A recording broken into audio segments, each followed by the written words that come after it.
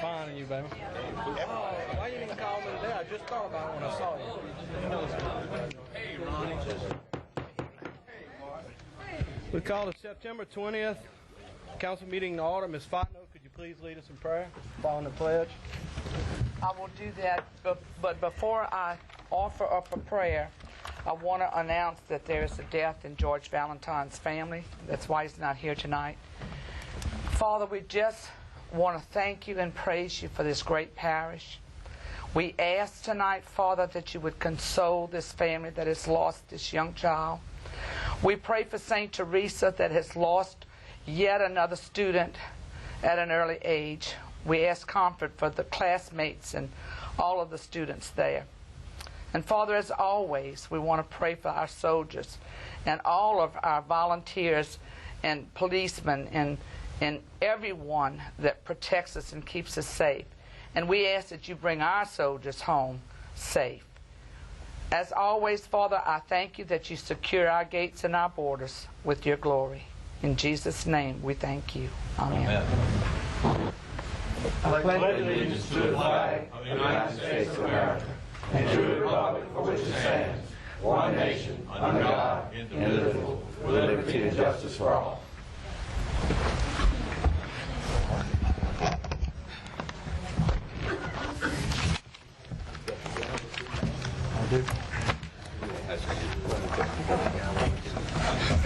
Ms. Suzanne, let the record reflect that Councilman Savoy and Councilman Valentine and Councilman Dempsey Lambert are out.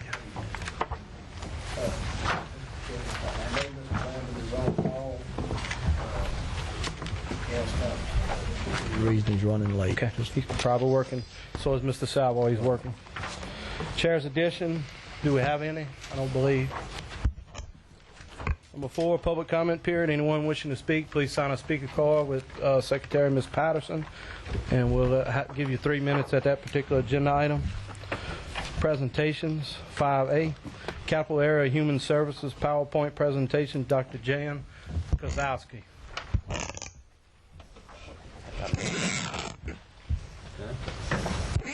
I apologize for the pronunciation. I'm sorry it's not Boudreaux or something more exotic. Good evening, everyone, and I'm really glad to be here. I always enjoy coming to Ascension Parish. I run an agency called Capital Area Human Services District, and we basically operate all of the mental health, addictive disorders, and developmental disabilities services that were typically provided by the Department of Health and Hospitals. So basically the state monies that would come into this region come into my agency. And we're a little different than other parts of the state, as you all are a little different from other parishes, in that we have a board that's comprised of parish representatives. And the 2 representatives from your parish, number 1 is Miss Becky Katz, who is here, and Patricia Simon, who is not here right now, but she does attend her board meetings. Today what I wanted to do was come and have a colleague present some data about substance use and called antisocial behavior among children. And this is from a survey that's done statewide. The data that we're going to go over with you is specific to this parish. We survey children that are 6th grade, 8th grade, 10th, and 12th grade. And Ruby Douglas, who's my colleague who does our prevention services, will be presenting that. And just everyone always says, tell me what you're going to say, tell me, and then tell me again. But what I just want to end with saying to you is the reason this data is important is that it really directs us on how we need to be spending funds to help keep our children off of drugs and out of violent behaviors and things that tend to get them kicked out of school and become homeless and all those other things that we struggle with as a country. But the data that Ruby will represent to you will also be gone over very carefully with Dr. Mittendorf and the board here, and as well we'll be sharing with them, or we are expecting they will share with us the gap analysis that's being done here. And I can tell you that we'll probably be doubling the amount of prevention dollars that come to this parish, and that decision, what will be done with those funds, will be based on what the data says, and really I'll be taking a lot of direction from your own board here. So I don't ever like to come in and assume what's right for another parish. So anyway, that is good news. I think right now the level of funding is about $42,000, and we'll probably be adding somewhere between another $30,000 and $40,000 to that. So I'm going to let Ruby go ahead and get started here. If you have any questions for me after the presentation, I'll be glad to answer them. Good evening, and thank you for allowing us the opportunity to come present for you. I'm going to provide this presentation. Again, Dr. Kasafi shared with you. You all have a copy of, in your packets, a snapshot of our presentation, as well as the survey instrument that was used statewide to collect this data, and a full report of your parish data. So it makes a nice little reading material for late at night. Of course, Dr. Casasi already provided you what our agency is. We actually are the DHH auspices for this region, and our whole goal is to enhance the available services and support services to lead to satisfying and productive lives for citizens with developmental disabilities, addictions, and mental health.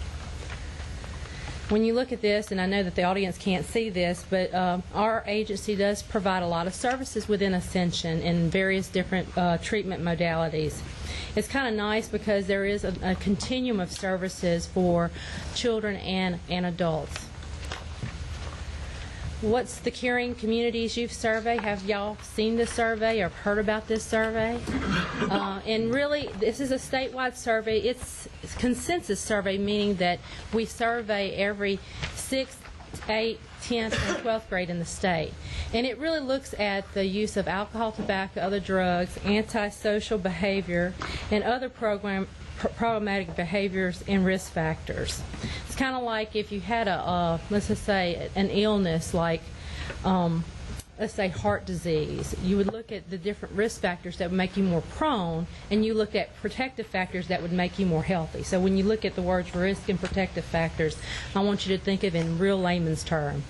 Statewide, we had 106,356 students participating statewide, 14,646 in the region, and in Ascension Parish we had 3,670 students participating.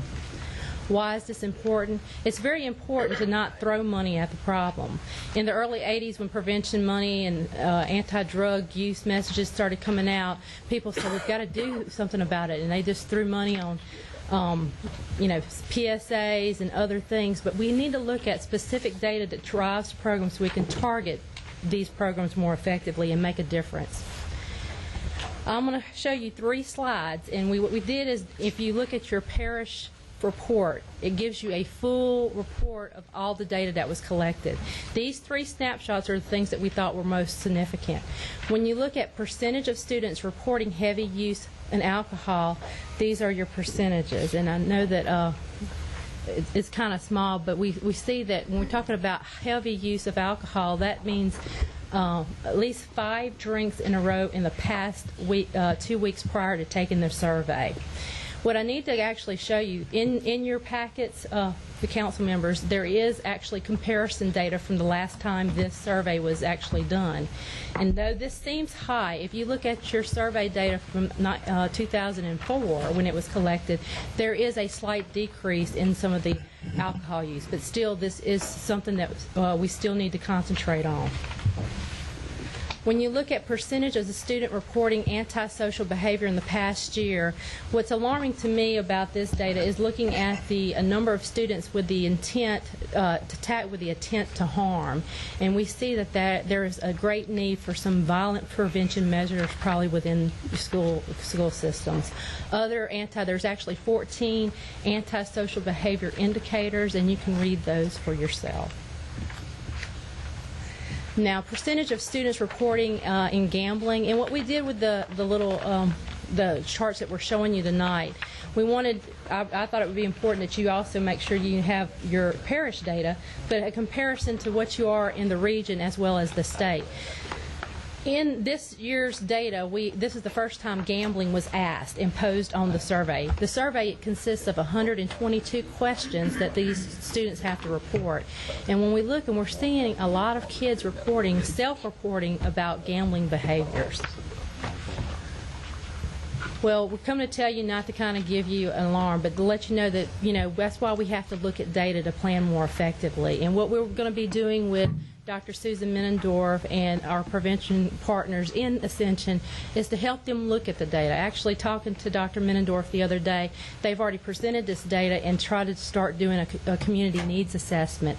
And we're going to devote our resources and technical expertise to kind of help with that needs resource assessment to make sure that we're not just looking at need, but look at the current resources that are dedicated to those particular factors within your parish. And as soon as we do that, that'll probably provide us some gap analysis where we can actually identify the interventions to target specific risk factors when you're in your parish, and to select an evidence-based program that shows success and good outcomes, and then monitor those outcomes. This report is available, and I provided the website, and also for the council members, we did provide a parish full report for you. But we wanted to come today to just kind of share with you the parish data and to tell you what our plans are going to be doing to work with you to kind of work with increasing those protective factors for the youth that live in your schools and communities. Dr. Jan already mentioned the funding prevention program that we actually fund in Ascension. It's with the Parish of Ascension. They actually implement a program called Project Toward No Drug Use. It's a very interactive program that actually is implemented for high school youth. As she also noted, the amount of that contract and then our decision to double that contract, we're probably going to be doing a budget amendment for that contract to provide more services in your parish. And this tells you a little bit about what we're going to be doing. We'll be working with Dr. Menendorf. I actually would like to have put a date there about when we'll be working. So we welcome your input, and we hope that other stakeholders and concerned citizens will come to these meetings so we can plan more effectively. And that closes my presentation. Anybody have any questions, comments? Thank y'all very much. Number 6, Parish President's report. Parish President. Thank you, Mr. Chairman. Good evening, everyone. My report is going to be very brief. We just want to thank the Capital Area Human Resource for coming out tonight and making this presentation and sharing it with you, as well as our citizens. And please, while they're here, if you have a question, please ask it.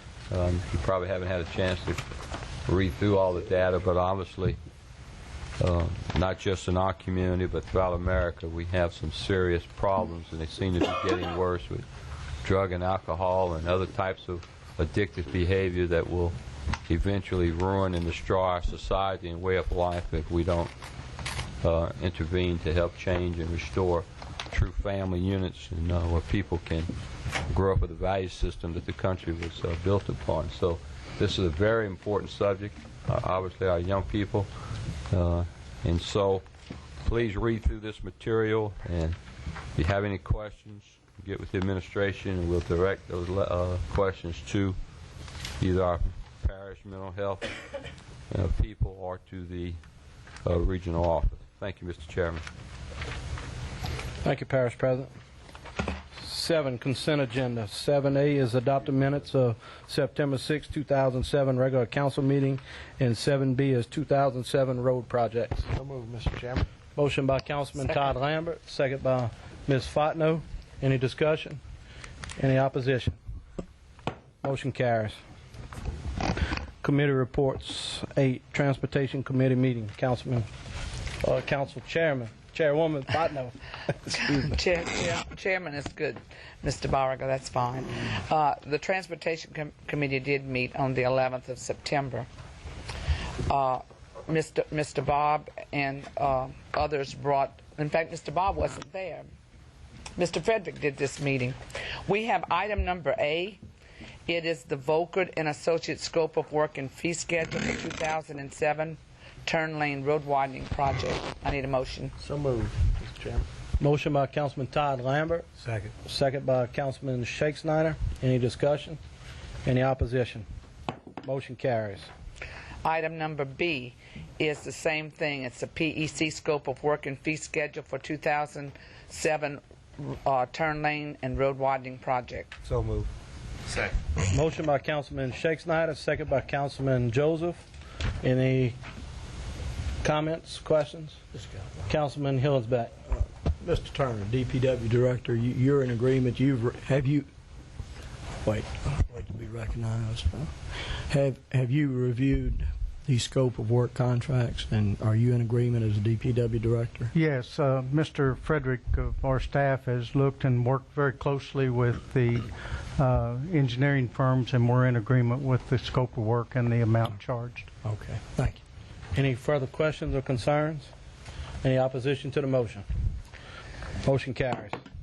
Item number C is the GSA and Associates Incorporated scope of work and fee schedule for their 2007 road So project. moved. Second. Motion by Councilman Shake Snyder, second by Councilman Joseph. Any questions?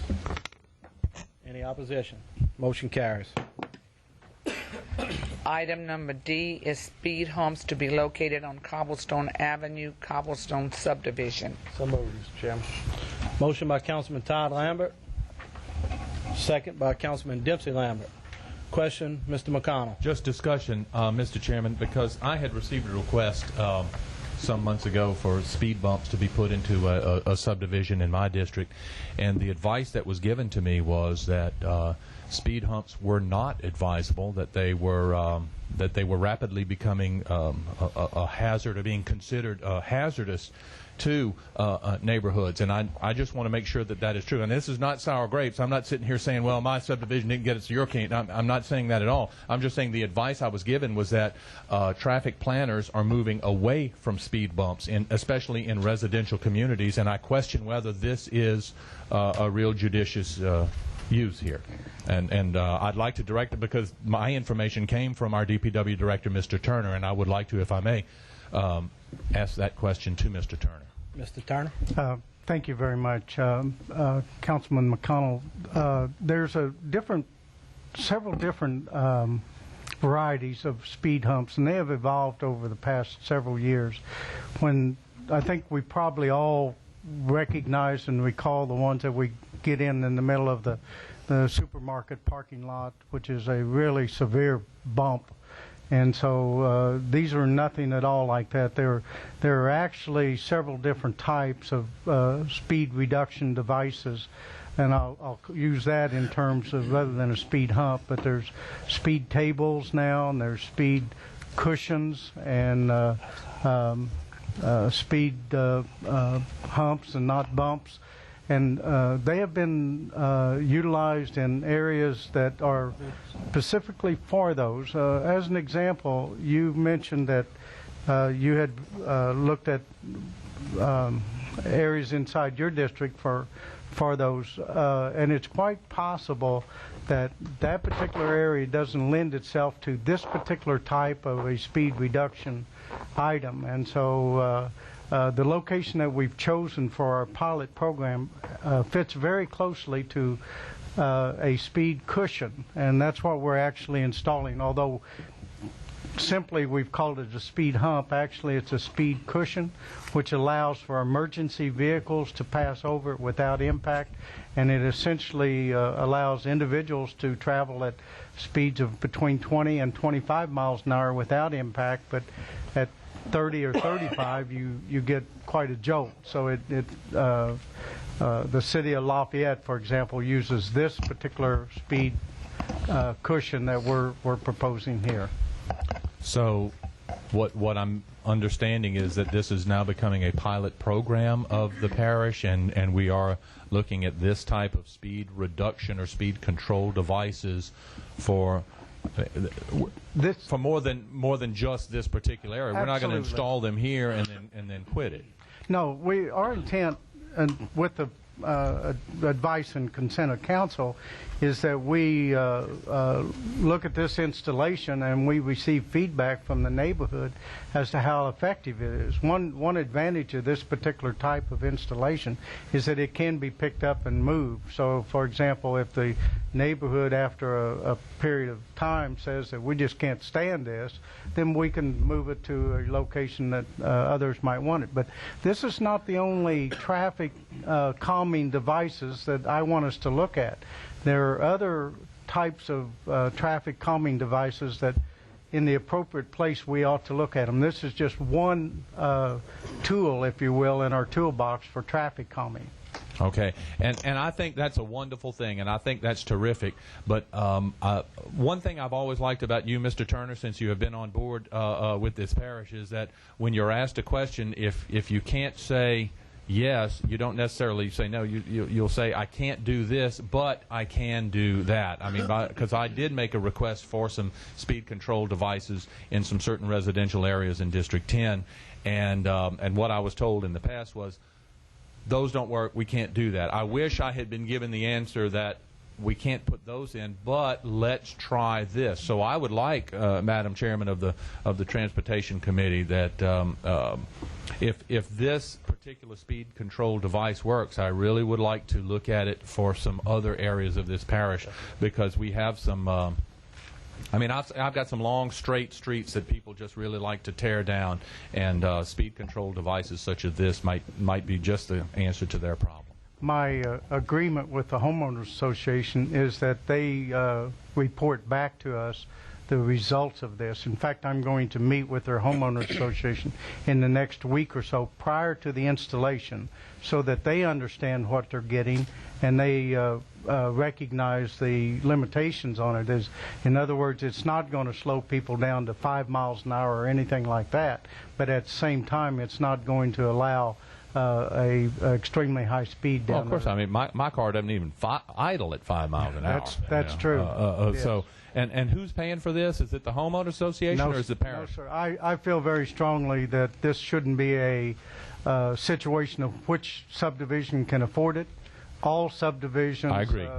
Should be equally considered for it, and those that are appropriate for this particular type of installation, we should install those as we can afford it. They're approximately $2,500 each, so to let you know what the cost is.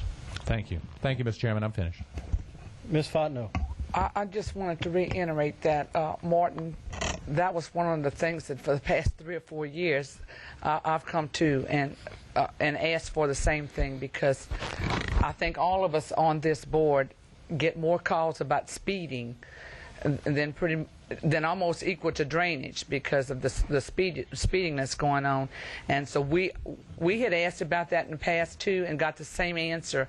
But when this came up about Lafayette, we began to ask Mr. Bob, and it just so happened that Cobblestone came up at that time, and it's going to be the pilot. I too would have liked some in my area, and we will, with Mr. Bob's help, get there. Any other comments, questions? Councilman Joseph. Yeah, thank you, sir. Mr. Bob, in this process, are we going to set some rules and regulation based on a request of these? Just not just one person can request this, and then we're going to go down and install this. We'll look at a study, or we're going to go through homeowner association, or are we going to do a study before we do these things? Essentially, I would like to make sure that we're working with the Homeowners Association. I would not want one individual to be able to impose a restriction on their subdivision if the majority of the citizens in that, or the residents in that subdivision, didn't want it.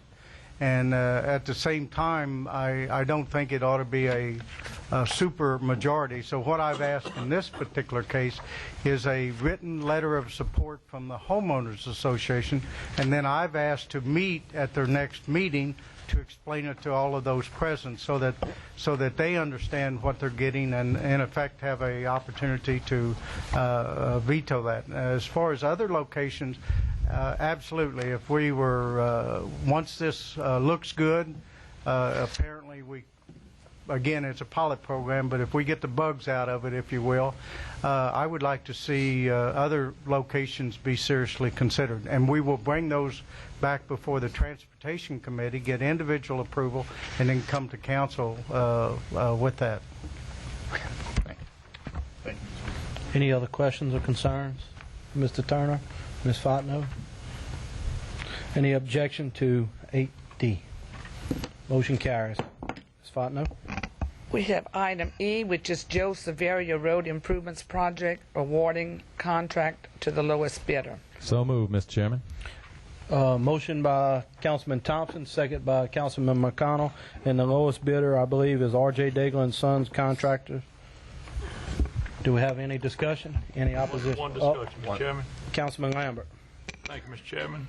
I would like to get these pre-construction meetings started as soon as possible, and I appreciate all the hard work that everyone's put in on this. We need it soon. Thank you. Parish President. Yes, sir. Today in staff meeting, I asked Finance and Public Works that so we can. Sometimes you see a low bid of $2.8 million, and we may have a tendency to think that's all it costs, or our citizens may. So I've asked for a report here on this tonight, just so you see the total cost of this road. So are we prepared to do that this evening, Bob or Gwen? Gwen may have that information. I have just ballpark figures, but Gwen probably has exact amounts. Can I give you ballpark figures? Yes, and keep in mind, ladies and gentlemen, that I think it's critically important that our citizens understand this and what it's costing now for road projects. So when we talk about a dedicated road tax that brings in $5 million a year or less, this one project, so give us the ballparks, Bob, but all the costs involved in this. Yeah, if you think about it, there are actually about 3 different phases, maybe really 4 different phases of a project. The end result, the figure that you see and that are publicized, is the contractor's bid to do the construction. But at the same token, there is also the original design cost that we paid the engineer, just as we have recently or just now passed for 3 contractors to do design work on these. We also had these type of costs associated with Joe Severio over that period of time. In addition to that, we had to buy right-of-way. So the right-of-way cost does not appear in this figure also. And many times the right-of-way is fairly significant. It sometimes matches your cost of construction. And a 4th item is the relocation of utilities. Occasionally, we have to pay for relocation of utilities. In this particular case, on Joe Severio, we paid approximately $300,000 just to relocate the utilities on it. So when you add all of those figures up, you're getting a figure up well above, or probably close to $4 million for this little over 2 miles of road. So you're talking about a road like Joe Severio, which is an excellent road when it's completed. It's going to be extremely nice. But you're in excess of $2 million a mile, between $2 and $3 million a mile for this type of road. Thank you, Mr. Turner. I hope all of you are listening and hearing this, because it's critically important, regardless of who's on this governing authority or who sits in this chair for the next few years, that we start being completely honest with our citizens on what the costs in this parish are. And when Mr. Turner told us last Thursday night that we $1.6 billion that just the state needs to spend in Ascension Parish on State Road, and now you see on a parish road, which is a major artery that connects to Highway 42 and it connects to Joe Severio or State Road before it becomes Roddy Road and Prepare Road. So you're talking about last year's budget, y'all. This road is about 75% of the total income on the parish road tax for last year, which was the best year in the history of our state. Just one road. And how long, what's the length of this project, Bob? Kent or Dempsey, 2 point. Well, what year we start with? How much? Well, how long is the road? 1.3 miles. 1.3 miles, y'all. $4 million on a narrow parish road. Thank you, Mr. Turner. Thank you, Ms. Fontenot. Ms. Fontenot. I just wanted to say that this is why it is so important that when we put a road project out there, when we get it done, that we begin with the process and do it quickly. Because every day that the project takes longer, the road costs go up. We have projects that are still out there from 201 that are multiplying the time and the money. So, and this we need to keep for another day. This is transportation stuff. We'll discuss it at transportation. Yeah, let's stay on E. Thank you, Ms. Fontenot. Councilman Thompson. I just wanted to just say that the road projects that's out there, that's been out there, has been administrative issues. It's been hiring right away. Excuse me. Let's stay on E. Let's not get off of track. Any other questions If we're on gonna tell it, E? let's tell it all. Any other questions? I have one question, Mr. Turner. Is this particular project still in budget? Yes. Yes, we budgeted all of the individual items that I'd went over before. The construction cost is within the budget that we had allocated. Any further discussion? Any opposition to the motion? Motion carries. 8F, Ms. Fontenot. We're going to pass on this item because we did not have the special meeting to deal with this. We're going to address it at the special transportation meeting on the 27th, which is next Wednesday. I believe it's at 6:30. Is that correct? 26. The 26th at 6:30? Okay. So we'll address it at that time, and it'll be on the following agenda. The next item is G. Excuse me, Ms. Fontenot. Mr. Hillensbeck, you have a question? Just a statement to it. Tonight with my packet, all I received was the scope of work. I'd like to get a copy of the contract also attached, not just the scope of work, when it comes out of committee, Ms. Fontenot. So, Suzanne, if you'd be sure to include that. Thank you. If I could, Mr. Chairman, on that F, just sound a little alarm here, $649,000. We're not addressing it tonight. We're passing. It's on the agenda, though, Ms. Fontenot. But we're passing on it. We're just I passing just want to on make it. a comment on the agenda item. Right. I will seriously consider some vetoes here if we don't get this in line, because we've hired at least 2 more engineers in-house, and this engineering cost is continually going up here, and we have to take a serious look at consulting services and what we're spending. So please look at this very carefully, Mr. Turner and the members of the Transportation Committee, and getting those costs more in line, because I think we've hired our 3rd engineer now, too, or about to. Inside the engineering section of parish government. With cooperation between Public Works and Planning, we've hired Chris Ewing, Mr. Chris Ewing. So we'll be able to reduce our consulting costs significantly. So keep that in mind as you look at this issue and talk about it. I believe that this is a task order contract, and unless they get tasked to do something, they don't get paid. Yeah, but they have a tendency around here, I've noticed the last 4 years, for a lot of stuff to get paid in engineering firms. Mr. Hillensbeck. Yeah, thank you. And I'll be honest, I'd just like to go on record that I believe, as Mr. Valentine put it at the last meeting, the finance meeting, that on the tax issues and Lamar Dixon and the road tax. We're on the issue. Stay on the issue. I'm staying on the issue. I'd like to take a page out of his book, and I think maybe that this contract should be decided by the council that'll be elected in October and be taken office in January. And I also would just like to ask Mr. Turner, our DPW director, Mr. Turner, are you in favor of this contract, or do we now have the staff in house to? I guess my first reaction is that I'd like to discuss it in detail at the Transportation Committee to the best of my ability. My first reaction is that there's going to be an awful lot of work under contract in 2008. We've talked about a significant number of projects here, and so they need to be carefully inspected to assure that we get what we paid for. And we do not have the ability in-house to do this work. Right. I understand it, but you can hire an awful lot of engineers for $640,000. Well, the problem that I have is that I need to be sure that I hire qualified inspectors. Absolutely. I need, as best that I can, I need to have inspectors that are familiar with DOTD standards. I would like to hire retired inspectors from the Highway Department. Having just an individual is not acceptable. Right. It's critical that they be qualified, right, experienced inspectors, and they're not with easy Mr. to Turner find. Completely, but understand we're paying engineer firms that are already providing inspection services, and this is another layer. This is another layer of services on top of that.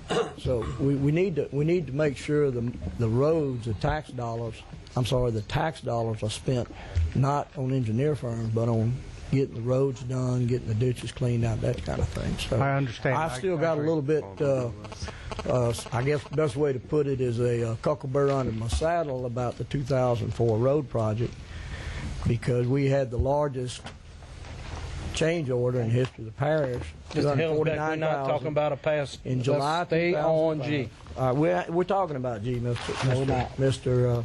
Chairman. We're talking about G. And I did raise the issue in July 2005. URS was under contract as of October 2004. The contract for the 2004 road project was let in December of 05. However, the July 2005, Mr. Hillsback, they we are not on agenda item G.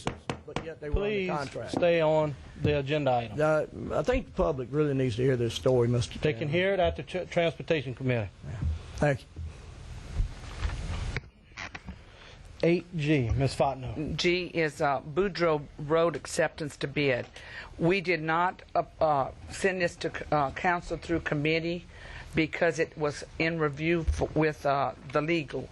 Legal has approved it. Everyone on the committee has been called, and we do not want to put this off. So I bring it to you tonight. To move on. Second. Motion by Mr. Lambert, second by Councilman Thompson. Any discussion? Could I add an item of clarification? Mr. Turner. There was a concern about the amount of the bid, whether it was over the estimate. I have been informed and have the information that essentially the engineer, when they prepared the estimate, there was a error when they expanded a certain an item on there. It's a significant major item. It's asphaltic concrete. So when you make that correction, and that's not a bidder's item, so it's not an error in the bid. It's an error in the estimate, which is in effect a non-legal area. But when you do that, the low bidder is less than $10,000 away from the estimate. So as a clarification and in my mind a good bid, I'd like to recommend that you approve this. I'd be glad, or GSA would be glad to further explain that particular item. But when I first heard about it, I heard that the engineer's estimate was a couple of $100,000 below the bid. But when we go back and we really look at this in detail, it's not. It's within $10,000 of the engineer's estimate. Any further discussion? Okay, we had a motion by Councilman Ty Lambert, second by Councilman Adrian Thompson. Any opposition to the motion? Motion carries. Anything else, Ms. Fontenot? That concludes my report. We do have a special meeting on the 26th at 6:30, and then the regular council meeting will be the second Tuesday of the month at 6:30 following the utility meeting. Thank you. 9, Finance Committee meeting. 9A, firefighters contract. I move the firefighters contract, Mr. Chairman. Motion by Councilman Martin McConnell, second by Councilman Hillensbeck. Any discussion? Any opposition? Motion carries. 9B, intergovernmental agreement with St. Charles Sheriff's Office for the housing of inmates. So moved, Chairman. Motion by Councilman Todd Lambert, second by, who seconded? I'll second it. By Councilman Shake Snyder. Any discussion? Any opposition? Motion carries. Utilities Committee meeting, 10A, change order for Hillaryville Sewer Project. Mr. Bob Turner. Yes, this is our first change order, as if, maybe I better phrase that again. This is a change order on the Hillaryville Sewer. I hate to think that I'm expecting more, but let's just, but this particular one is because we've encountered some significantly unforeseen cost to saw extremely thick pavement and along Jenkins Road. In addition to that, as a result of not knowing the existence of a gas line, we've had to relocate the sewer line. And as a result, we're have negotiated with an adjacent property owner to he's going to dedicate some property to us in exchange for us building the fence and moving a stock tank, which we're in agreement to. It seems to be a very reasonable and fair amount, and we would recommend approval of the change order. Motion by Councilman McConnell, Second. second by Councilman Joseph. Any discussion? Any opposition? Motion carries. General business, number 11, public hearing, 2008-2009 Louisiana Community Development Block Grant.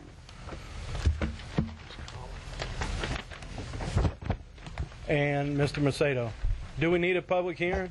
Yes, sir, we do. Do we have a motion to open a public hearing? Motion by Councilman Thompson, who had a second. Second by Councilman Dempsey Lambert. He needs to explain it first. Right. You need to explain it first? Yes, sir, please. I'd like to introduce Mr. Roberto Mercedes, who is the manager of the LCDB grant that we're here tonight for the 2008-2009 LCDBG application. Mr. Roberto? Mr. Chairman, Mr. President, council members, here I am again, another round of LCDBG projects. The state requires that for the LCDBG program, you hold a public hearing to inform the citizens of Ascension Parish as to how much funds are available and what activities you can apply for. For the year of 2008, the state expects to have about $33 million on LCDBG grants.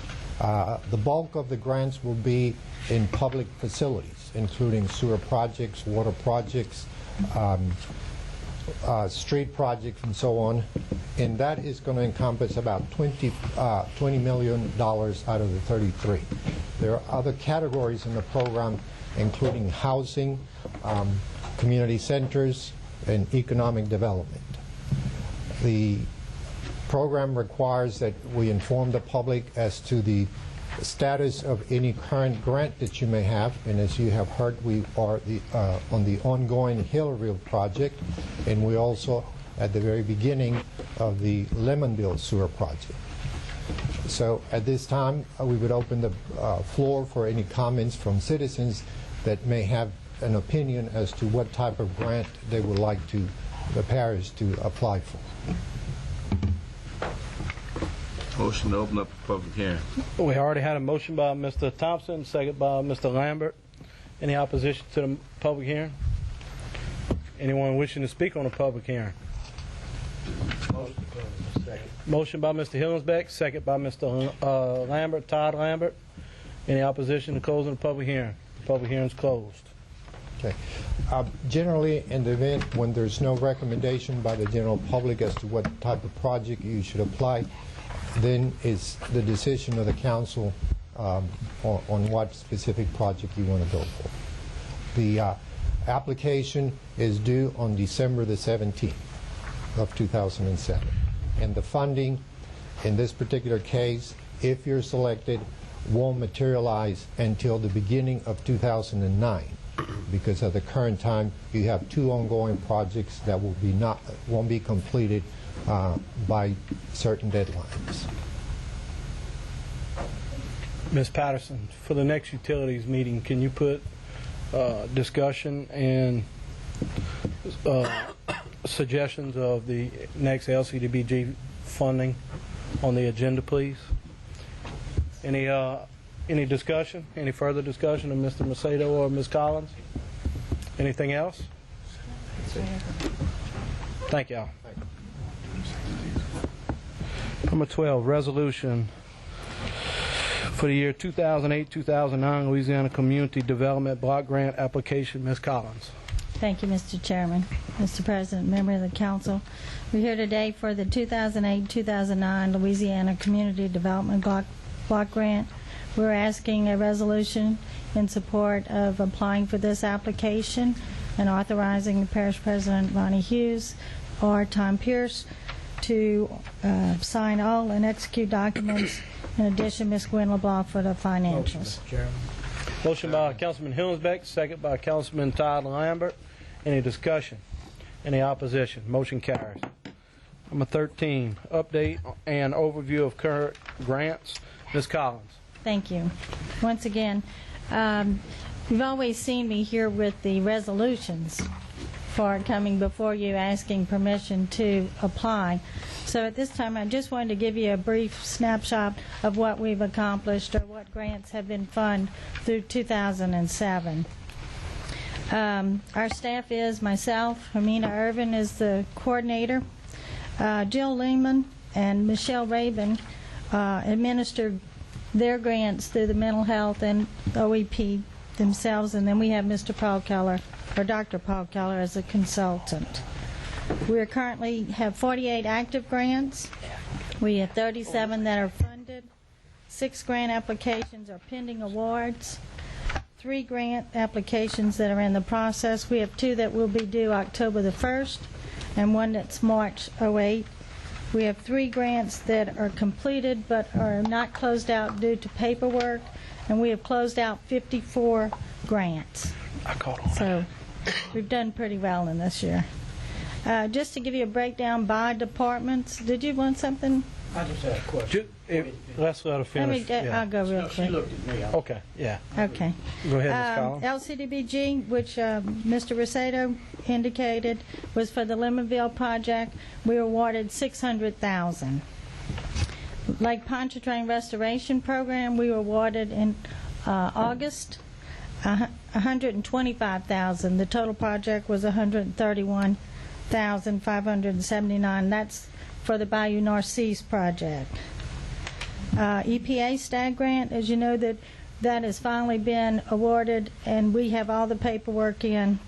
The projects are Hillerville, Dara, the jail, and the ACUD, and we have just currently, I believe probably in August or July, asked for the first reimbursement on the overrun of Dara for $264,185.25. The Louisiana Government Assistance Program, that's the old rural development program, and we are awarded $72,800. That too went to the Country Ridge Sewer Project. 2 pending DPW grants, another Louisiana Government Assistance Program, and that was for $99,998. We were allowed to apply for up to $100,000, and through the efforts of Mr. Turner and his excellent new engineer Jackie, we've come up with a road safety program, which Ms. Fontenot, with the transportation, we've got 2 that we're actually working on, so we think that we're making some headway, and that will be awarded in October or November. The second one is a road safety improvements program, and this is through DOTD. It's estimated at $301,000, and it's for a proposed roundabout at the intersection of Highway 929 and Parker Road. As you know, the 2 new schools, or the school is being built on Parker at the intersection, and then there's a new proposed high school. So this, Jackie had done some research, and this will probably be the first one to test. It's for road safety and traffic flow. It's been tested in other parts of the country, and this will probably be the first in the area. So we're real excited about that. Louisiana Department of Environmental Quality. This is for the recycling household hazard material collection program. This is the first time we've held that, and this is one that's due October 1st, and we estimate that we're going to be asking between $50,000 and $75,000 to help kick this off. And our recreation department, we used a recreation trail grant that was awarded to the River Parish Community College for their bridge, but they spent the money prior to getting the award, so we were able to transfer the monies over, and we were awarded $18,500, and we're going to put that in. It was applied for the Highway 621 Legacy Park. As you know, they have a part of the walking trail completed, so we tried to be consistent. We're going to try and do phase 2, and then the second go-round, for the addition of 2007 for the same grant, we will apply for $23,000 to complete it. Also in recreation is the line item appropriation, and this was awarded $65,000. Now that's going to do an assessment of your current recreation facilities and then the Lamar Dixon. Animal shelter. These guys have really done an excellent job for trying to go out and get funding. There's not a whole lot in their budget, but they've acquired 3 grants with our assistance. About $60,000 that they acquired last year. As you know, one of them was for a van, and one of them was for $20,000 that did some construction. So they were recently awarded $15,000. We'll go to New Orleans and pick up a check for their program to assist them in this shelter. So they've done a great job. The building department, this is a grant that we came before you. It's the Uniform Code Council construction. We were awarded $73,550. This is an action where the legislature passed Act 12 in 2006, which changed the codes, the building codes. And this is directly funding to help bring all of the parishes up to date. And we have recently applied for the second one through FEMA for $162,706. And that should be awarded probably the end of October. We'll know on that one. Homeland Security.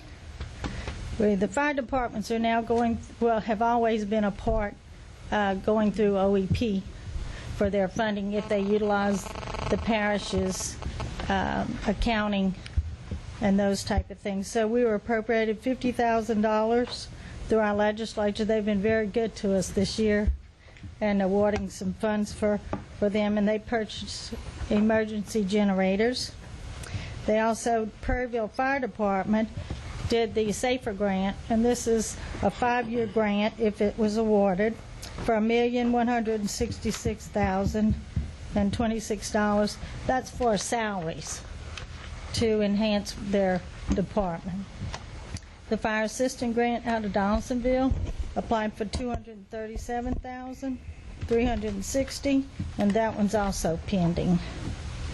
Other line item appropriations that came through this year for the fire departments, and which we just, I think in Donaldsonville, you allowed us to do this, but there's 2 $25,000 appropriations and 2 $2,500, one for Galvez and one for Santima, which are separate.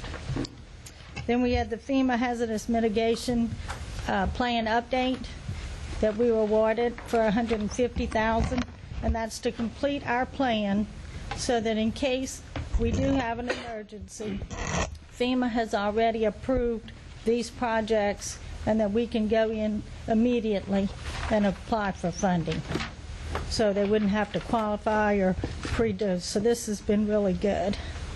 Our mental health department has actually 4 grants that they applied for substance abuse in the prevention. They received $37,860 in treatment.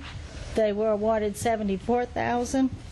And the Governor's Safe and Drug-Free Schools and Community, they were awarded $25,000. And for the Emergency Shelter Program, that's a 2-year program, and that's where Quad and other agencies provide services, and that's a pass-through from the state to us to the agency. And that was $28,700. The last one is mosquito control. David Matas has done a great job for us. The Department of Health and Hospitals recognized him as an expert or very knowledgeable about his program, and they asked him to apply, selected us out, and he did. We qualified, and we got $84,505 extras in that budget for chemicals. So got a lot of good people. Awesome. in the department. So at the end of the year, total awarded grants were about $2,486,000. We have pending about 8,500, give or take some numbers, for the rest of the year for the pending grants. So we're looking at this year generating $3,338,000. And I'm not doing all the roundups, but without partnerships, our department is really nothing because we facilitate. So you as the council, our administration, the department representatives, finance and legal, purchasing, the outreach groups, and the funding agencies have definitely made this year a success for us. And we appreciate the opportunity to give you this, so you do know that there is some end to those resolutions that I do give to you. So any questions? Mr. Hillensback. Thank you, Mr. Chairman. I guess I'd like to begin, Martha, by thanking you, along with Dr. Keller and all of your staff, for following up on this. And I guess the question I have is, do you have a total for this 4 years, or this year and the previous 3 years, of how much money in grant money the parish has received, and how does that compare to maybe the previous 4 years? And of course, I understand we're growing. We've got a lot more people out here, and we're getting better at applying for grant money and receiving grant money due to your efforts. Do you have any idea how that compares? And I realize you haven't worked in the grant department, but what, now about 3 years now, I believe? Time flies there. 2 years. About a year and a half. Year and a half. It gets away. I haven't gotten that much in. Right. I feel like I've been here for a long time. Yeah. But, No, actually what we did is we have, it's been a concerted effort to try and bring the grants department back, because, you know, with the changing of the administration, and then we didn't have a grants person in, and then the Katrina came in, there was a lot of lack of time in there. So our efforts have been basically supporting what we had done before and bringing in new. This year we really tried to open up and get not major ones, but some new ones into the flow of our yearly routine. And next year is going to be a different year. We're going to seek out a lot more. Hopefully we'll get another person in the department to help do some of that and alleviate some of the time that I spend basically helping run down grants. Right. So, but to tell you how much we had before and now, I'm sure that Gwen, we probably could go back and research. Gwen, would you have a ballpark figure? Just I'd like to see that maybe presented at the next council meeting, just to see what we had, what grants were right for the previous 4 years compared to this 4 years for this council. Can you just forward that to Mr. Hillensback? I'd like it on the agenda, Mister. I'd like a report, just follow-up report. I'll be happy to submit that to you. Suzanne, would you put that on the agenda, Suzanne? Thank you. Anything else, Mr. Hillensback? No. Thank you. Any other discussion? Questions for Ms. Collins? Thank you very much, Ms. Collins. You're welcome. Thank you, gentlemen and ladies. Number 14, introduction of an ordinance to revoke a 15-foot drainage servitude along the rear property line of lots 11 through 20 and tract B of Retreat at Ascension. Motion by Councilwoman Fontenot. Do I have a second? I'll second to introduce. Second by Councilman Lambert. Discussion. Councilman Lambert. Yeah, I'd like, if so, Mr. Ron Sigel would come to the mic and give us a little input on this particular. I'm hearing we're having a lot of problems with this area, and I think we need to know as a council what are the issues, and something for us to look at the next 2 weeks so we can make our decision on this project. This particular issue deals with a particular house that was under construction about the time I got here. And about the time it was finishing up construction, the inspections department brought to our attention that there was an unauthorized structure in the backyard. Further investigation by a chief building inspector who can speak more candidly on the matter because he's been out on the site more than I have. This particular structure is a gazebo. These are this particular subdivision was probably the last zero lot line subdivision the parish approved and developed. At some subsequent time, since 2004, they made application to the Board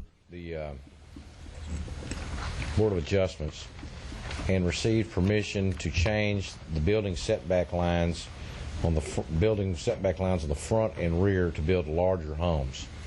So we have as a subdivision with very small lots and oversized homes on them. Be that as it may, in this particular case, this individual constructed a gazebo in the backyard, which is totally filling up a 15-foot drainage easement, and is in violation of the revised building setback lines. Did not have any building permits taken out on it, and used unlicensed contractors. At that point, contact was made with him and told him he had a number of choices, most of which meant either coming in and rectifying the situation with paperwork or knocking the building down. He came in, we had a good meeting. He brought an agent who we've worked with, and he has provided over a period of time all the documentation we needed to go through the steps to remedy the situation. This would include abandoning this drainage easement, getting another one dedicated immediately behind the piece of property. Then he would have to go through the process with the Board of Adjustments on his building setback line. In this particular subdivision, there are maybe some other problems in building setback lines also. But in this particular case, this issue came up, was finally presented to Planning and Zoning last week, and he was denied the servitude revocation, in part because one of the documents that was presented did not reflect what was actually out there on the ground. And basically that's where we're at. So lot 11 through 20 are all asking for it now? The lots 11 through 20 are asking for the revoke of the drainage charity? They are in favor. The whole side would love to get rid of it, evidently, because they really don't have much more than 15 foot in the backyard, most of the houses anyway. I think 20 foot, 22 or 23 foot is pushing it back there. The second item would be that probably there's little or no drainage. There's no drainage structure in the 15 foot at the back of the lot. The ditch that services them, the only ditch that exists, is actually behind the fence on another piece of property, whereas a part of this deal, that adjacent landowner has already agreed to grant another 15-foot right-of-way to the drainage district. However, one of the issues here, and the big issue really, I think, in terms of the commission, was that the new easement and the documentation that was provided with it includes a plat that shows an unencumbered easement across the back fence, when in fact there's not. There's a building sitting in the middle of it. And that building got on that plat not by a group of engineers, by somebody who did it after the fact. Recommendation from administration is what? Look, Mr. Chair, let me say something here. No, Parish President. Councilman Lambert has the floor. Okay. Well, you asked for a recommendation from administration. From Mr. Ron. From Parish President or Mr. Sigler? Mr. Sigler. Is that okay, Parish President? It's okay for this minute. Mr. Lambert. Mr. Sigler. Originally, going into the Planning and Zoning Commission meeting, staff would have recommended that we do this deal. This would be prior to finding out that we had a document that was not legit attached to it. This is a toss-up. We cannot reward people for violating every rule we've got, just going out and building something without buying that kind of stuff. Buying the things that I think any reasonable person knows that any parish or county in the state is going to require you buy a permit to build anything. They may not come out and inspect some of them, but they all expect you to buy the permit. And I have a hard time believing that someone could buy a piece of property, in this case, and build what is obviously a rather expensive home and not know what the servitude lines were. On the other hand, if you're going to fine him and make him go through the stuff he's already gone through now, it seems kind of tough to make him tear down what is probably a $35,000 structure, you know, to make amends. I'll finish. Thank you, Mr. Lambert. Mr. Thompson. Yes, Mr. Laverne, is he here tonight? Yes. Mr. Laverne.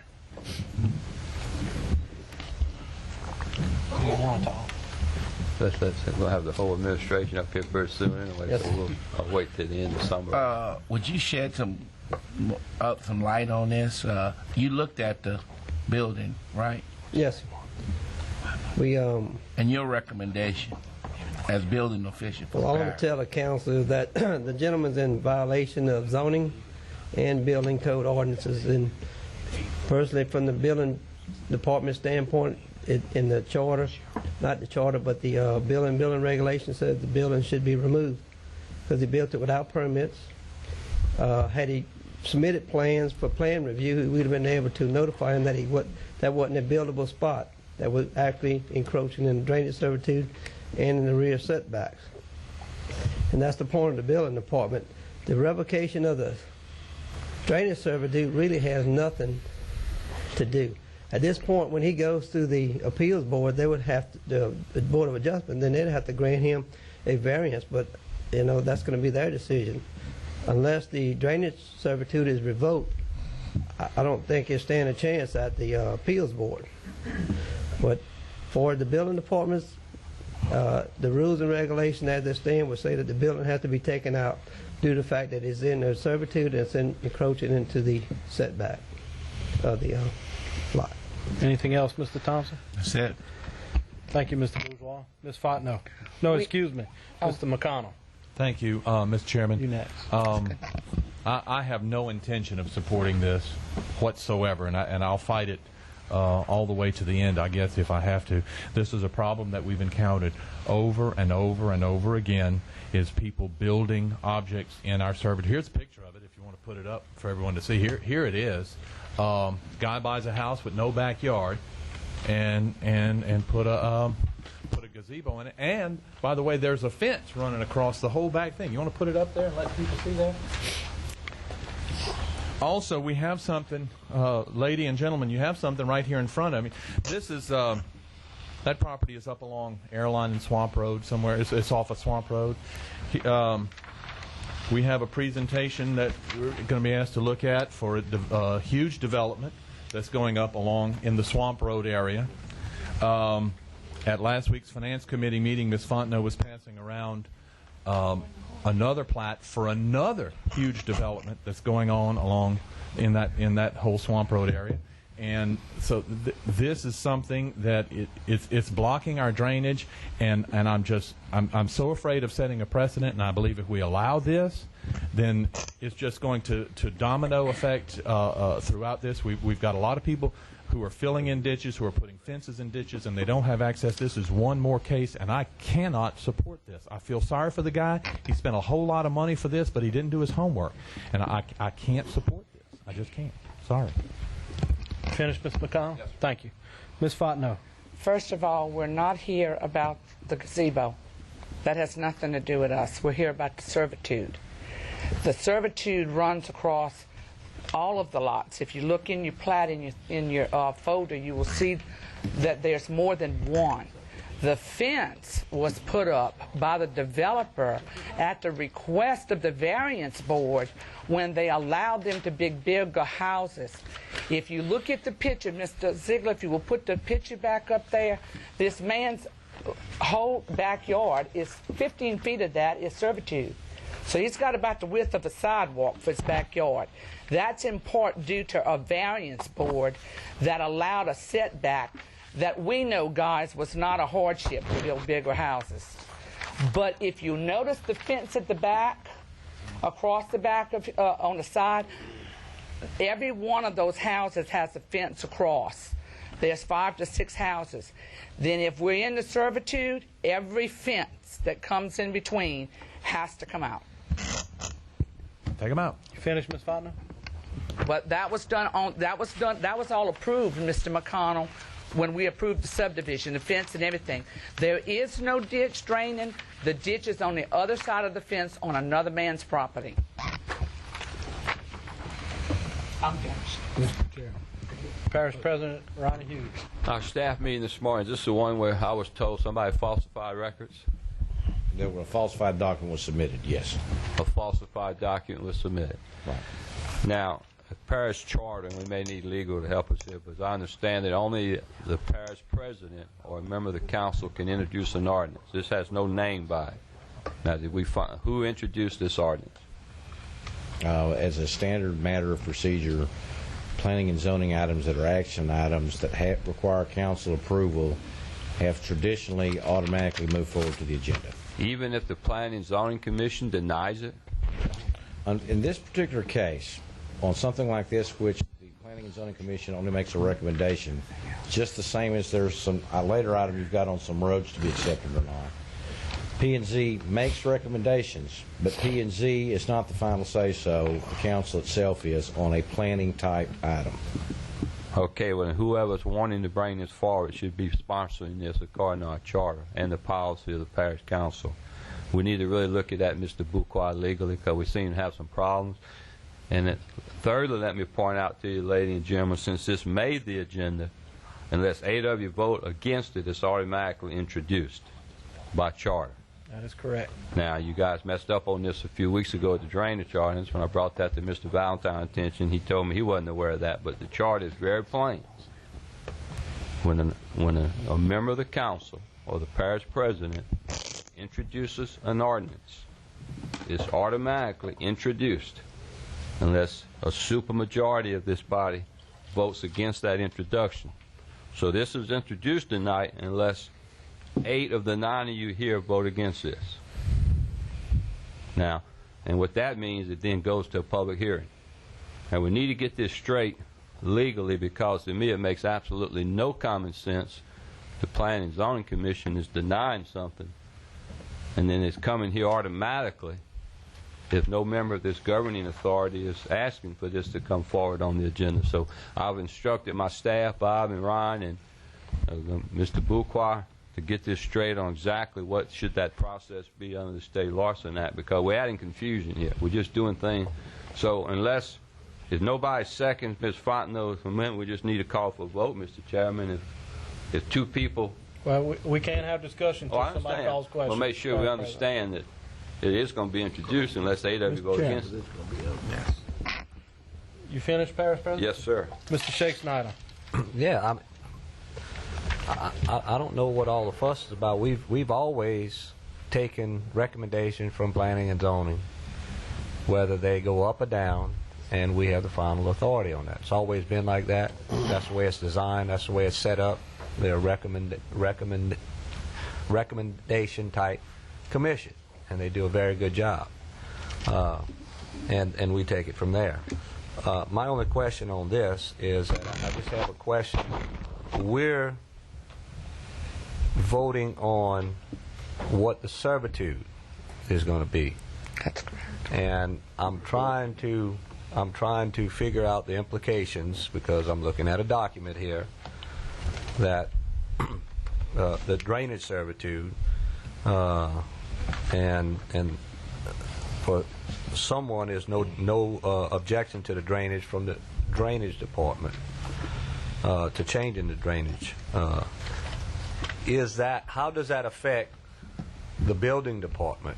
We've got a series and let's face facts. It is connected with both of them, because it is something that is a connection, but it is not the same thing. It's not the same thing.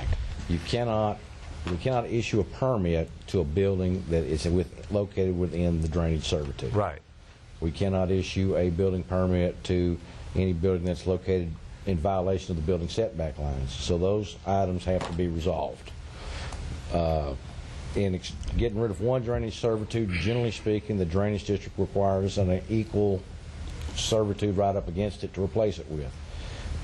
We've got that part of it solved, except for it's got a building in it also.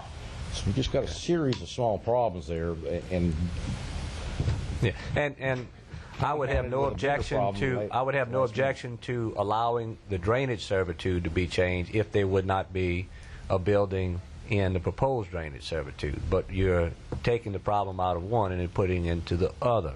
And because of that, unless those issues are solved, I cannot support this. And I do think the building part of it is a completely separate issue, and I think it's an issue that has to be decided on its own merit, and I don't think it would be allowed regardless of what we do here tonight. That is really more dependent upon what Board of Adjustment says about right. setbacks. So because of the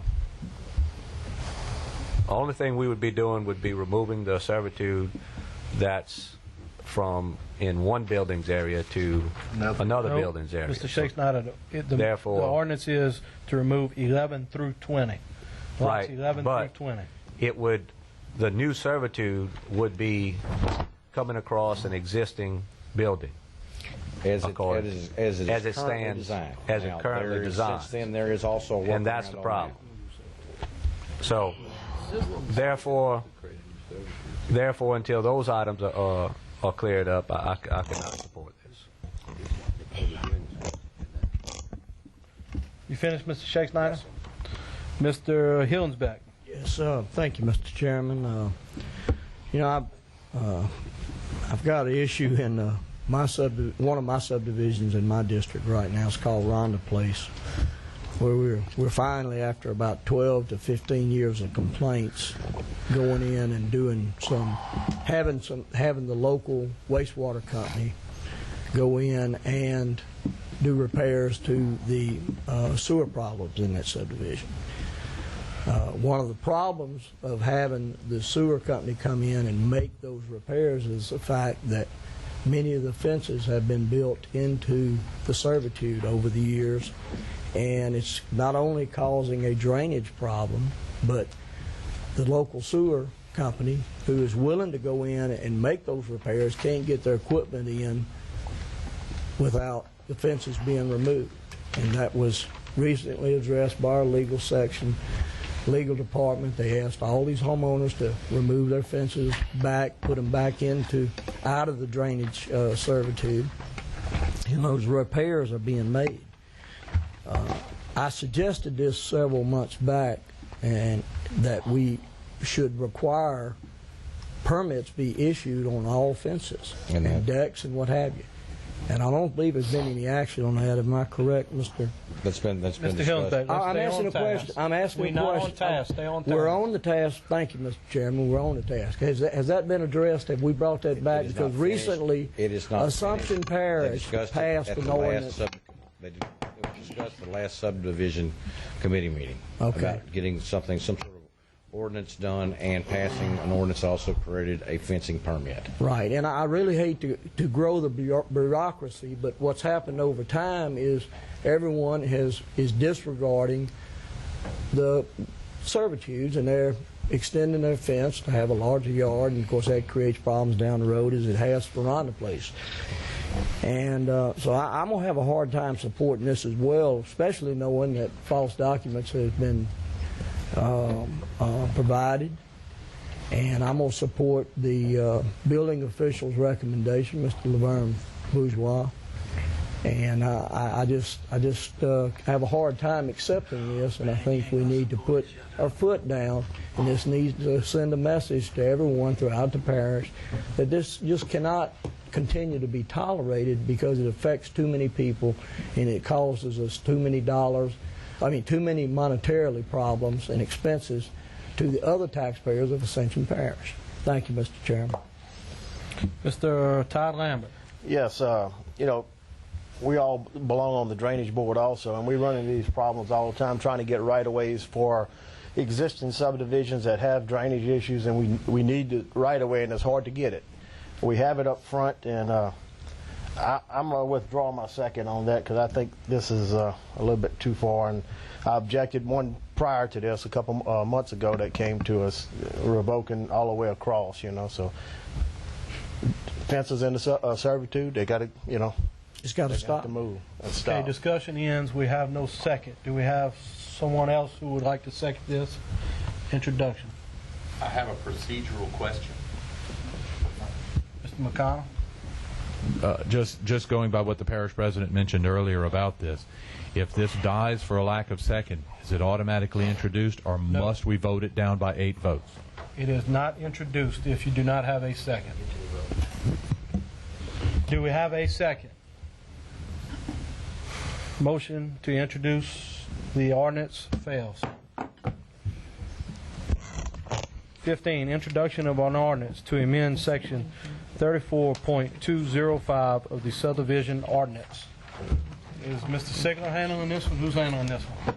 I don't know. Agenda item 15. Mr. Chairman, No one's authoring it. Mr. McConnell. if this has to do with those T turnarounds that we have discussed in strategic planning, Mr. Shakespeare, is that what we've talked about? Then this came out. I know it came out as a unanimous recommendation of strategic planning. So I'll move to introduce this ordinance. Motion by Mr. McConnell. I second. Second by Councilman Todd Lambert. Any discussion? Any opposition? Motion carries. Planning and zoning recommendation 16. Private roads to be accepted into the parish maintenance system. 16A is Tammy Road extension from Tilston Road to dead end of Tanning Road. These all been approved by the planning and zoning? This is basically was referred to planning because acceptance of parish roads are reviewed by the Planning Commission and then referred to the Council for action. All of these roads, there were 6 roads that were reviewed by the Planning Commission, and they recommended that 3 of them be approved and 3 of them not be approved. Tammy Road was recommended that it be approved to be taken into the parish. Motion, Mr. Chair. Motion by Councilman Lambert. Do we have a second? A second for discussion. Mr. Second by Mr. Hillensbeck. Discussion, Mr. Hillensbeck. Thank you, Mr. Chairman. Mr. Turner, item B, Floyd Webb Road Extension. Mr. Hillensbeck, we on A, not B. Right now. Oh, I apologize. Back up. I thought we were taking them all. Any further discussion on 16A? No discussion. Any opposition? Motion carries. 16B, Floyd Webb Road extension from 73 to dead end of Floyd Webb Road. This particular road was not recommended to be taken into the parish system. Motion to take the recommendation. Second. Motion by Councilman Lambert to take a recommendation of planning and zoning to not accept taking this road into the parish system. Second by Councilman Shakespeare. Discussion. Mr. McConnell. I'm confused because my documentation says that planning and zoning made a recommendation to approve it. Floyd Webb Road extension from Louisiana Highway 73 to the dead end. That's what mine says as well. Previously, there was 900 foot of this road that was previously accepted in the past. This is the extension of that road, and the extension is not recommended by the Planning Commission. What? Mr. Chairman. 1 second, Mr. Are you finished, Mr. McConnell? Yes, sir. That was just my question. This says Floyd Webb Road extension. Exactly. And it says motion by Julio Dumas, second by Sherry Slyman to recommend approval, and it was a unanimous vote. Mr. Chair.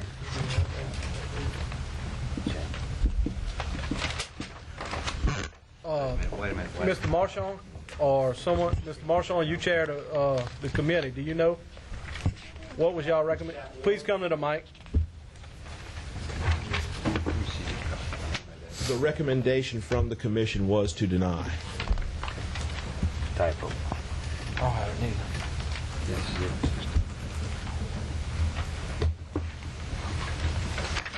Wait, I got this somewhere. What did he say? Recommendation was to deny. Mr. Chairman. Mr. McConnell, are you finished? Yes, sir, I am. Mr. Hillensbeck. Thank you, Mr. Chairman. This is a road in my district, and I'd like to offer a motion to table this We already have a motion on the floor. I'd offer a substitute motion to table. Motion by Councilman Hillensbeck to table. With discussion. Do we have a second? Second. Seems to be some confusion. Second by Councilman Joseph. There will be no discussion on a tabled item. Any opposition to the motion? Motion carries.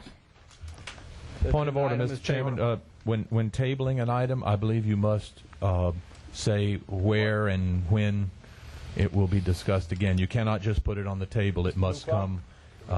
You must state a date when it's to be discussed again, even if it is to be at a committee meeting. Mr. Hillensbeck, when will we have discussion on this particular item? Well, I'd like for this to be straightened out and come back to us, but I also said a motion to table with discussion. There is no discussion. Well, I'd When like would to you like comment. discuss it? I would like to discuss. I'd just like to point out there's an issue on this road in my when would you district. like to take this item up? I'd like it to be taken up at the special call transportation committee meeting. Okay. Do we have any opposition to this agenda item being tabled and taken up at the special transportation meeting? Having no objection, motion passes. I'm talking about, okay. 16C, Jackson Oaks Road, from end of asphalt to private drive at Deer Lane. Do we have a motion? Mr. Chairman, I would like to call on our chairman. I'd like to get what their recommendation was from the horse's mouth. And Mr. Marshall, if you could, just stand up till we finish item 16, please. Kind of a backhanded compliment. Let's get it. Let's get it. Let's get it right. Come on, let's go. Mr. Marshall, what was the recommendation? Recommendation from the commission was to deny. Recommendation was to deny. Do we have a motion? Motion. Follow recommendation. Second. We have a motion by Councilman Lambert, second by Councilman Hillensbeck to deny. To deny. To accept the recommendation. Well, yes, to accept the recommendation of Planning and Zoning, which was to deny the parish accepting Jackson Oaks Road into the system.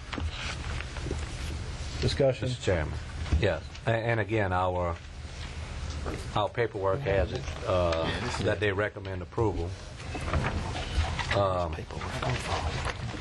Okay, that's and my question is just one thing. Why was it denied? Because we have 40 feet right away. I forget the exact reason, Okay. but we're still using the same guidelines that Ricky had established for us. I forget when. It was under the previous council, I believe. That's fine. If they don't meet the guidelines, that's right. fine. And Thank you. everything, all of our recommendations were based on those guidelines. Yeah. Thank you. Mr. Chairman, I might add just a little bit of information regarding this item. There, one of the criteria for accepting or rejecting is the number of houses on the road. And in this particular case, there's only one. And I think that there needs to be at least 4 or 6. 2, I thought. 2. It's 2. Okay. In this case, there's only 1, though. Do we have any opposition to the motion? Motion carries. 16D, Carlton Place, off of Louisiana Highway 431. I believe the recommendation was to accept. The Planning and Zoning's recommendation was to accept. What's the Motion wishes to of the council? accept the approval. The recommendation. Mr. Hillensbeck has a motion to accept Planning and Zoning's recommendation, which was to approve acceptance into the parish system. Second by Councilman Lambert. Any discussion? Any opposition? Motion carries. 16E, River Road, West Bank. Motion to deny. Planning and Zoning's recommendation was to deny acceptance of the road. Do we have a motion? So moved. To accept Planning and Zoning's recommendation to deny. Motion by Councilman Lambert, second by Councilwoman Fontenot. Discussion. Councilman Joseph. Yes, that's in my district there. And Mr. Bob just made a statement that it should have 4 houses on it. They do have 4 houses on that road right there. That's one of the criteria. That's one of the criteria, but there are other criteria such as width of servitude, as an example. I think there may be about 6 different criteria. There are several criteria. If I remember correctly, the one that it only has about 20 feet of right-of-way. Right-of-way, and I believe there was no resolution as far as getting more right-of-way. So that's what shot it down. And my next question is, every street in that area, in the smoke bin area, there's no wider than 12 foot. Every one of the street. The River Road itself is about 14 foot. I have 5 lanes there, and they're all 12 foot wide. And I mean, unfortunately, that the parish do approve those residents that live there, and now they're approved 4 resident there, and now we're not going to provide them the road that we approved them on. I am only allowed to go by the criteria that has been established. My case. I have to defend my residents. And I understand and I appreciate that. At the same time, these were the only roads that came before us. These were the only roads we looked at. There was no comparison with other roads, and we used the criteria as established. I mean, it's just that simple. Are you finished, Mr. Joseph? Yes. Thank you. Mr. Shakespeare. Yes, I have some similar situations to Mr. Joseph in the areas that were developed years and years ago, and they were based on some smaller plats that were issued, and they have about 12-foot roads, and the houses are within 10 feet of them, and the land has already been granted in that particular situation as it has been there. And I would like for us on the planning department to take a look at some criteria that we could put in and maybe creating a district of already approved subdivision, so to speak, that has been pre-existing that would follow the criteria that they have, so we could put some alternative criteria for these roads, because this is going to come up more and more as they finish building out something that was done about 50 years ago. And so it is a unique situation, and I'd like for us to come with some recommendations for that on this particular area. Thank you, Mr. Shakespeare. Mr. Thompson. Was that the only criteria? It was the reason why it was denied? As I recall, yes, I'd have to go back and look at my notes to make sure. Well, I'd like to offer a substitute motion to approve this road and reject planning and zoning recommendation. I second that substitute motion. We have a substitute by Councilman Thompson, second by Councilman Joseph, to deny planning and zoning's recommendation, which was to deny. So the actual recommendation would be to accept into the parish system. Do we have any further discussion? Councilman Hillensback. Thank you, Mr. Chairman. Mr. Turner, how do you feel about the substitute motion in Mr. Schecksnyder's comments that I think were valid? What could you kind of give us your feelings there? I believe that Mr. Schecksnyder's comments are valid, and it is something that we should look into. It's fairly common for I'll say a 50-year-old subdivision to be only partially built out, and then the rest of it lays out there as what I call a paper plat, that no action has been taken. However, I think when you look at that, in theory, they could complete the subdivision, and we need very much to look at that and to what criteria that we would establish for doing that. This is a little bit different situation, I think, in that it has a 20-foot wide servitude, and to the best of my knowledge, no ability to add additional width. So if you do take this in, you're going to end up with a parish road that has a maximum of a 10-foot lane that can never be widened because you can't get any more servitude. I'm concerned about that. It's a council's choice to either accept or reject requests for taking in roads, but I think this is a different situation than what Mr. Schecksnyder, Councilman Schecksnyder, is proposing.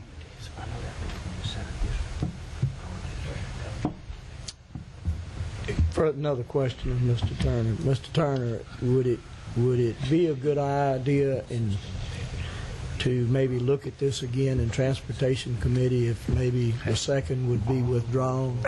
Would it do us any good to send this back to the Transportation Committee and have a little more discussion? I certainly would not be opposed. Yeah, I certainly would not be opposed to that. When I first came, I have to confess, I didn't understand the system and so of how roads are approved.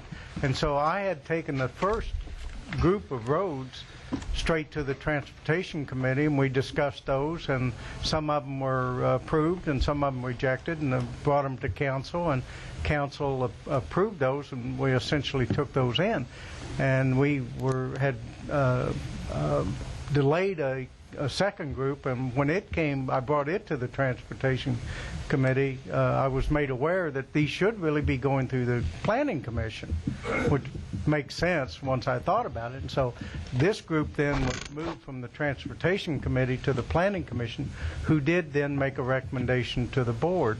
I can go back to the Transportation Committee, but when you do that, you're excluding, again, the Planning Department. I mean, that's kind of back to where I was when I was starting, transportation to council. I mean, is transportation to make a recommendation to planning, and then planning make a recommendation to the board, or that it's kind of, it tends to be confusing. I thought that this procedure was the proper and the legal procedure. Well, Mr. Chairman, based on those comments, I'd like to ask my colleague, Mr. Oliver, to consider withdrawing his second and letting this go back to transportation and having a little more discussion on it.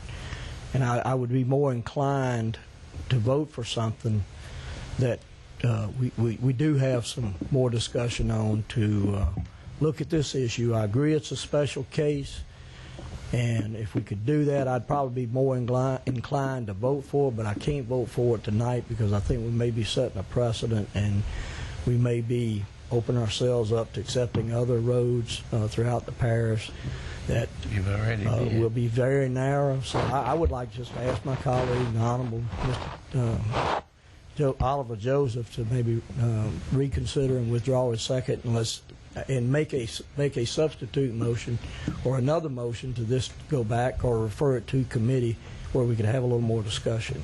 Okay. Mr. Joseph. Right now, Mr. Shakespeare, if you're finished, Mr. Shakespeare will get the floor. And then Mr. Joseph wishes to have more discussion, he can ask to be recognized. Or withdraw Mr. his second. Yes. Thank you, Mr. Chairman. And as I've said before, this is a special situation. I think there's some other areas, and I'd like to see those drawn off. We are doing it the proper way by going through the Planning and Zoning Department. They receive our recommendations on procedure on how to go about doing that, and they use our recommendations for a procedure. And if we break our procedures, that we make, we're setting precedent there. I would not like to do that. However, I think this road needs to be taken in because of the special situations, but I'd like to see us go back and do it the proper way, where we set guidelines up that fit in this area, because there are more than this area.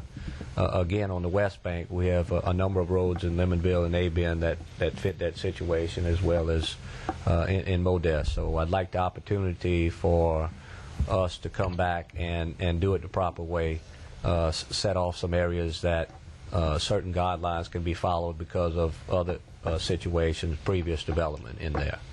And I'd like to put that in the form of a motion to do this the proper way that we follow already have guidelines. a motion to substitute, Mr. Shakespeare. What is the proper procedure? Substitute got to be moved on first. We have to vote on it. Mr. Bucroft, can you give us a little? Take the substitute off first, and then go back to the other and take it off, and if they want to make a new motion after that. Yes, sir. Mr. Chairman. That way we won't lose this road. Mr. Shakespeare, are you finished? Yes, sir. Mr. Hillenbeck. Would you please repeat the substitute motion? Yes. Do we have any further discussion? Okay.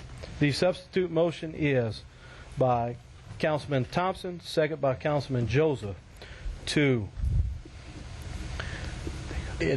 deny Planning and Zoning's recommendation, which is to deny the road, If you in turn do that, you actually accepting this particular road into the parish maintenance system. That is the substitute motion. Do you have any further discussion? Yes, Mr. Chairman. Parish President. Now, I think it's the one I went and looked at before, but one of the problems besides the high cost of true parish roads is that the governing authority, a police jury really mentality, has taken driveways and made them into parish roads. So we're spending money that should go on real arteries, and we're taking care of people's driveways in some areas. And so I haven't gone and looked at these yet. I personally went with Mr. Turner and looked at the last 7. I will personally go look at all 6 of these in the next 10 days so I make my decision. But I will not allow driveways to become parish roads because we're burdening this parish for many, many years now. And we have so many major arteries where money has to be spent.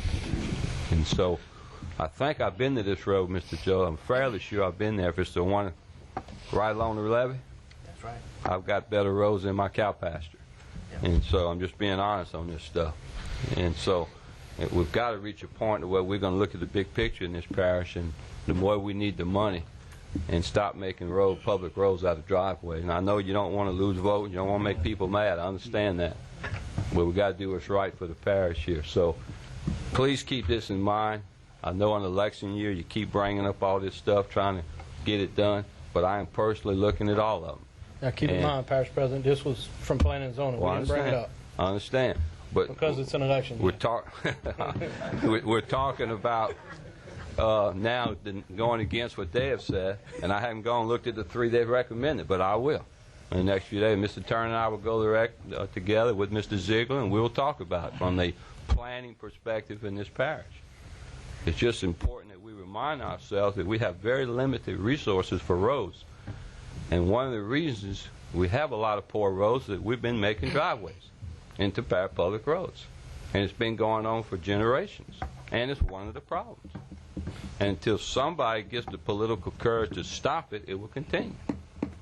And so the big picture and the big needs of this parish will continue to be neglected as the governing authority acts like a police jury instead of a parish council and the governing authority.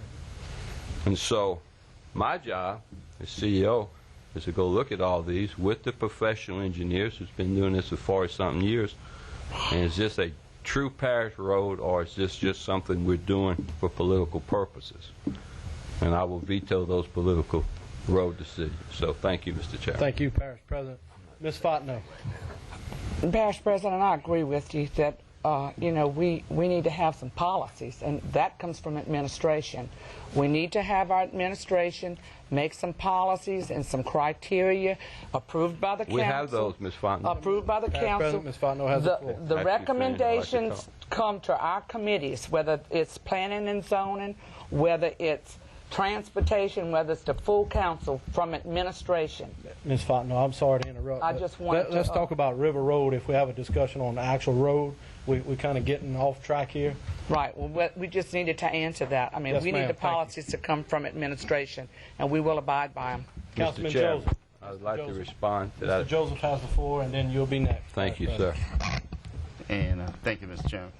Mr. President, I appreciate your comments on that, but I just want to let you know I went on the poll, so this is not an election net for me. And my concern is that road is for Bryan residents. There are 4 residents that came to this committee, Public Service Committee, and they got their permit to put a home there. So it's our right to put a road there for them. It's not a driveway. It must be a different one than I've been on. Then, so. Thank you, Mr. Chairman. Okay, Mr. Joseph, thank you, Parish President. Only if we're going to talk about River Road. We're talking about River Road. Okay, And carry I Ms. Fontenot mentioned the administration needs to have some policies on River Road.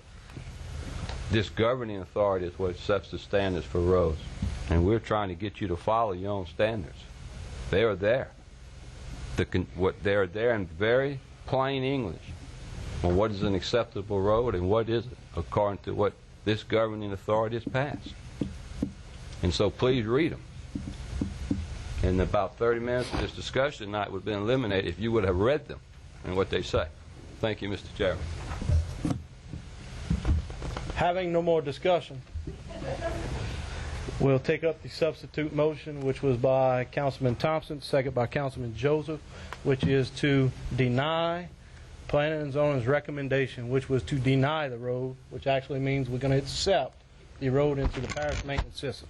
Do we have any opposition to the motion? Opposition. Mr. McConnell, Mr. Todd Lambert, Mr. Doug Hillensback, Ms. Fontenot. That's 2, 4, 2, 4. Mr. I object to Shakenada. not following the criteria. Motion fails. Substitute motion fails. Mr. Shakenada also voted against. So now we'll take up the original motion, which is to accept planning and zoning's recommendation, which was to deny acceptance of the road into the parish system. Do we have any opposition to that motion? I object. I object to that also. We have objection by Councilman Joseph, Shakenada, Thompson, and that's it. Motion carries. 16E. Excuse me, F. I'm cross-eyed now. Ashley Lane. Mr. Marchand, what was the recommendation? The recommendation was to accept. The recommendation was for planning and zoning to accepting the road in the parish maintenance system. Motion by Councilman Lambert, second by Councilman Hillensback. Do we have any discussion? Do we have any opposition? Motion carries. I oppose it. Mr. Thompson opposed. 17, Bullion Crossing, Plan Unit Development. Conceptual plan located on the southeasterly side of Swamp Road, approximately 2,000 feet southwest of Airline Highway for Fleet Development, LLC, by SJB, east of the Mississippi River, Ascension Parish. Council District 4 for review only. Number 18, Zoning Review ID 1795.07 to rezone from medium intensity residential RN to Crossroad Commercial CC.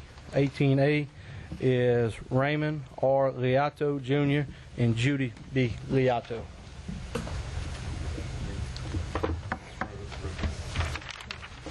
(18B) Olivia Mathern Liato. 18C Dynamic Properties LLC Advanced Storage. 18D Elaine Hudson Waller, Angel Romano, and John V. Waller. 18E Marvin S. Simpson, located on the south side of Louisiana Highway 42, approximately 525 feet northwest of Rosemont Drive, to rezone from medium intensity residential RM to Crossroad Commercial. That is for review only. Public hearings and ordinances. Number 19, public hearing to create and establish Eagles Landing Community Development District. Legal counsel, Larry Buqua. Motion, Mr. Chairman.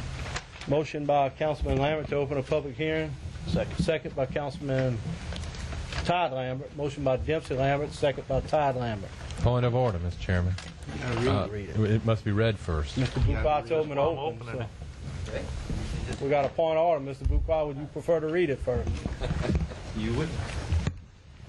This is an ordinance establishing Eagle Landing Community Development District to be approved tonight, or disapproved tonight, Parish Council, Parish of Ascension, State of Louisiana.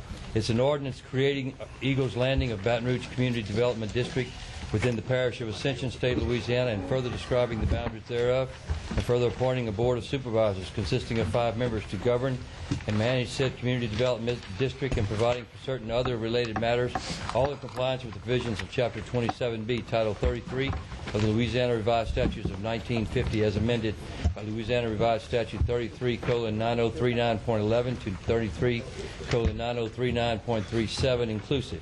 Whereas in accordance with the provisions of Chapter 27B of Title 33 of the Louisiana Revised Statutes of 1950, as amended, specifically Louisiana Revised Statute 33:9039.11 through 9039.37 inclusive, the Act, the Parish of Ascension, State of Louisiana, the Parish, is authorized and empowered to establish and create community development districts within the unincorporated properties of the Parish. And whereas, pursuant to the requirements of Section 9039.14 of the Act, Eagles Landing and Baton Rouge LLC, a limited liability company organized and existed on the states of laws of the state of Louisiana, the petitioner has submitted a petition to this parish council containing the information required by the aforesaid statute, and requested that this parish council hold a public hearing as required by Section 9039.14 of the Act to consider the creation and establishment of the Eagles Landing and Baton Rouge Community Development District and adopt an ordinance as required by the aforesaid statute creating and establishing the aforesaid district. And whereas in accordance with the requirements of Section 903914 of this Act, this Council issued and published a notice of public hearing, the notice in the Gonzales Citizen, a newspaper of general circulation in and the official journal of the Parish Council, which was published on August 21st, 2007, August 28th, 2007, September 4th, 2007, and September 11th, 2007, to notify the citizens and property owners of the parish of the petition to create and establish the district, a complete copy of which is attached hereto as Exhibit A. And whereas pursuant to the notice in compliance with the requirements of the Act, the public hearing to consider the creation and establishment of the district was duly convened and held by this parish on Thursday, September 20th, 2007, at which time the information contained concerning this proposed district, together with the comments, questions, and/or objections related thereto, are presented and considered by this Parish Council, all in accordance with the requirements of Section 9039.14b of the Act. And whereas, based on the information contained in the petition, as well as the record of the public hearing and such other factors which become relevant, this parish hereby finds and determines that the requirements of the Act have been satisfied and that the petition requesting creating and establishing the district is hereby approved and authorized, assuming it is passed tonight. Now therefore it be ordained that the Parish Council by the Parish of Ascension, State of Louisiana, acting as the governing body of the said parish as follows. Section 1, the creation of the district boundaries. In accordance with provisions of this Act, there is hereby created and established a community development district wherein the parish, which district shall comprise and include all the property situated within the described boundaries as shown on Exhibit B and attached hereto and made a part hereof. Section 2, name, status, and powers. The four Community Development District shall be known and designated the Eagles Landing Community Development District, Parish of Ascension, State of Louisiana, and is thus created and established. Said district shall constitute a special district as provided in Article 6, Section 19 of the Constitution of the State of Louisiana of 1974, as amended, and shall have the powers granted by the Constitution, the Act, and all other laws of the State of Louisiana. Section 3, the Board of Supervisors, in accordance with provisions of the Act, particularly Section 9039.15, the district shall be governed and managed by the Board of Supervisors. The Supervisory Board, consisting of 5 members, following members are hereby appointed of the initial members of the Supervisory Board: Thomas A. Mackey, 3837 Sessions Drive, Baton Rouge, Louisiana, 70816. Marjorie Mackey, 8540 Mosswood Drive, Baton Rouge, Louisiana, 70810. Joseph A. Salpietro, 670 Southern Trace Parkway, Shreveport, Louisiana, 71106. Kenneth R. Ante Jr., 9335 Ellerby Road, Shreveport, Louisiana, 71106. And Gary R. Benz, 14390 Bro Road, Gonzales, Louisiana, 70737. Each initial member of the Supervisory Board shall serve a term of 4 years until a successor is chosen and qualified. Each of the initial members of the Board is a resident of the State of Louisiana, and one member, Gary R. Benz, is a resident of the area immediately adjacent to the district. Prior to the end of the 6th year following the appointment of the initial members of the Supervisory Board, any reappointments of the Supervisory Board shall be made by the petitioner subject to the approval of this Parish Council and/or such manner as provided by the Act, as hereunder from time to time amended. Election of the Supervisory Board members. Commencing at the end of the 6th year following the appointment of the initial members of the Supervisory Board, the position of each member of the Supervisory Board whose term is expired shall be filled by the qualified elector residing in the district, who shall be elected by the qualified electors of the district in accordance with provisions of Title 18 of the Louisiana Revised Statute of 1950 as amended. Section 14, registered office. The registered office of the district shall be 14390 Bro Road, Gonzales, Louisiana, 70737, which is located within the parish in which the territory boundaries of the district are located. A copy of this ordinance shall be published in Gonzales Weekly, the official journal of the parish, as provided by law. Do we have a motion to open a public hearing? Mr. McConnell, second by Councilman Todd Lambert. Discussion? Could I read one other thing? I'm sorry. I just want to draw your attention that Exhibit B does have the property description. It includes Tract EL1, 34.85 acres, Tract EL2, 31.90 acres, and Tract EL3, which is 35.55 acres.